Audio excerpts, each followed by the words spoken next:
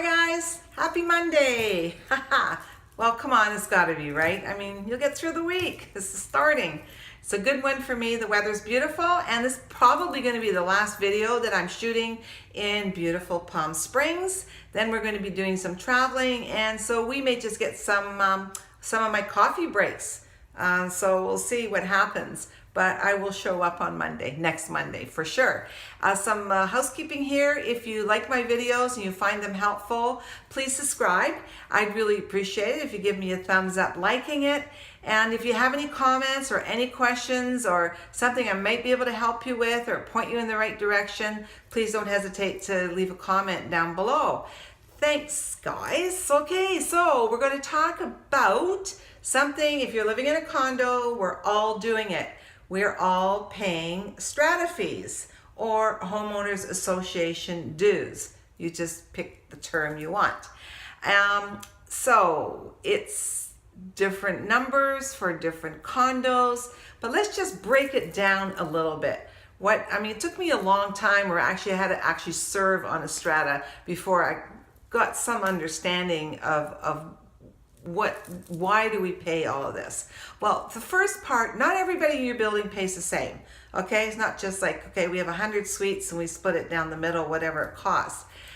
First of all, the first part is called entitlement, which is the square footage of your suite. So if you have a 700 square foot suite, you're not paying the same as a guy that's living in a 1,400 square foot facility.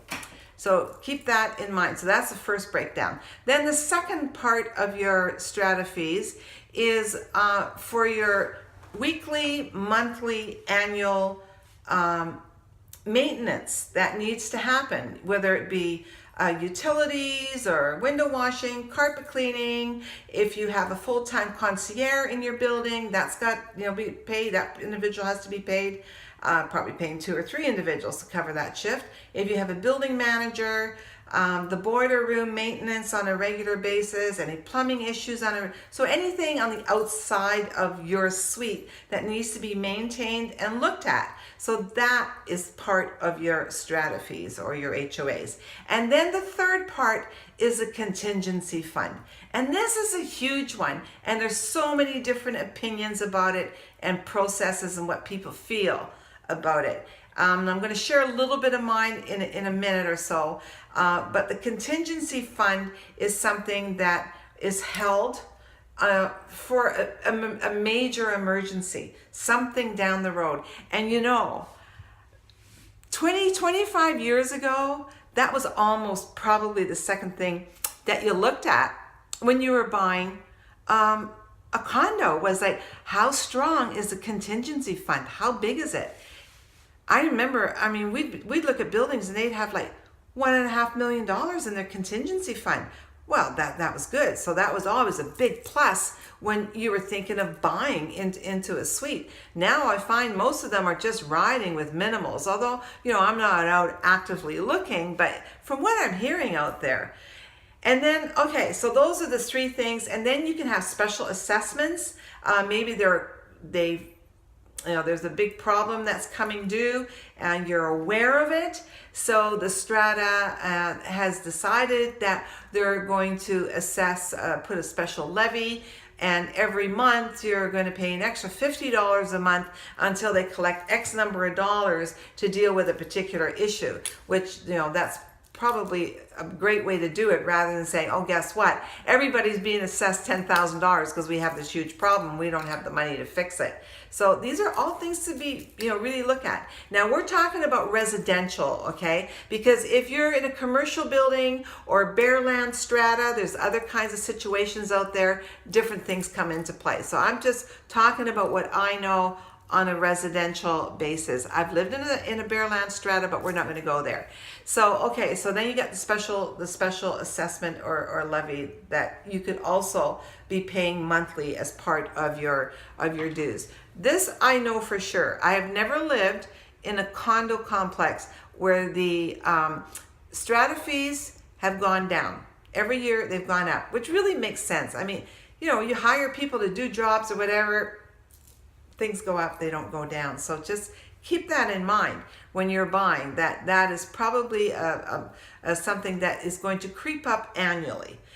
You do have a say, okay? I mean, this is something, the Strata puts a budget together with the property management company and presents it to all the owners, and you get to vote on it.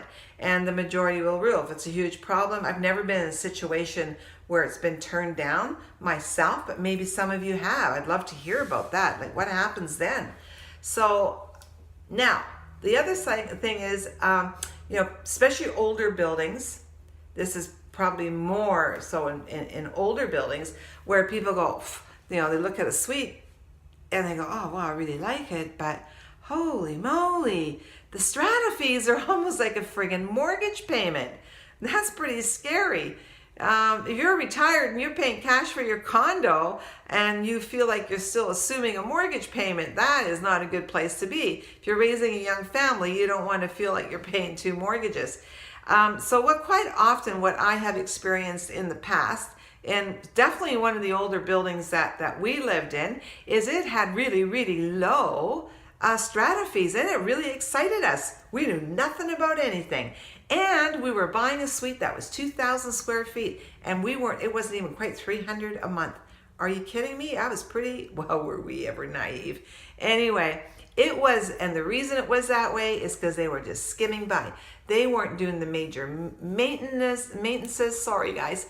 Like when a builder's finished with the building and he hands it over to the strata, you get all these manuals and books with it, which, actually tells the strata every year, you need to do this particular service to a boiler room, or you need to do this to a facility, and you get warranties that are in place.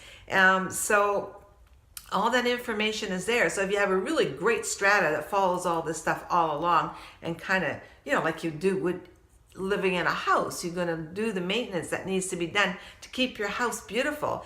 You can run into stratas that haven't done that just to keep the maintenance really low.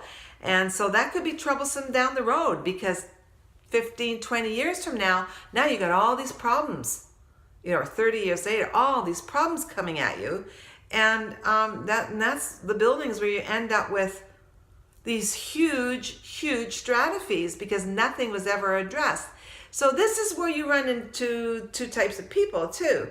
You have people that move into a building and say, you know what, and you've got a really proactive strata that says, you know what, we're going to make it our goal to have a strong contingency fund. So we're going to make sure that every owner in the building, per whatever their square footage is going to put in, that extra amount to build a healthy contingency fund.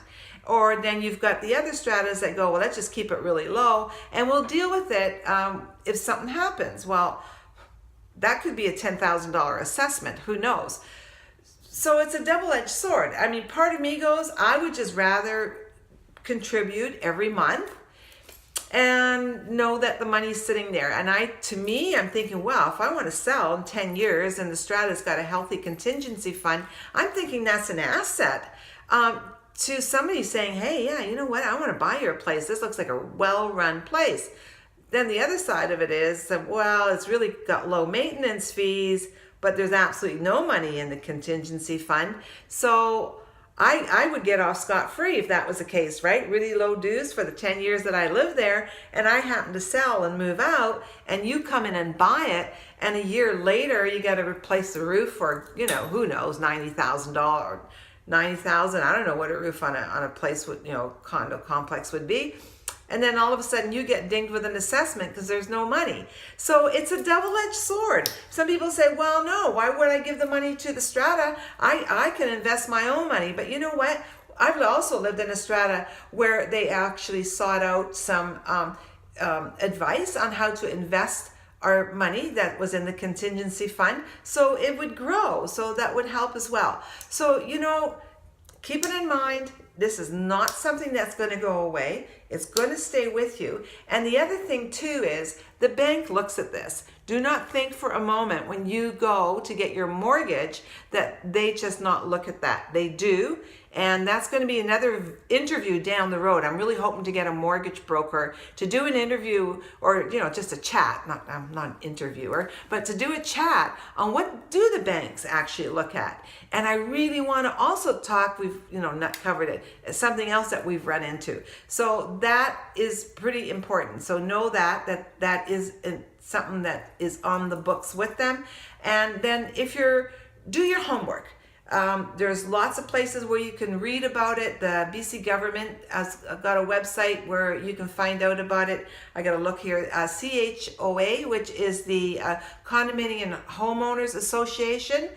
We've got one of those in British Columbia. You can find out more about that. And then there's the CCI, which is the Canadian Condominium Institute. They've got lots of really, really cool information, and they have different chapters across Canada. So you can seek that out. I'll put their information down below. But you know what?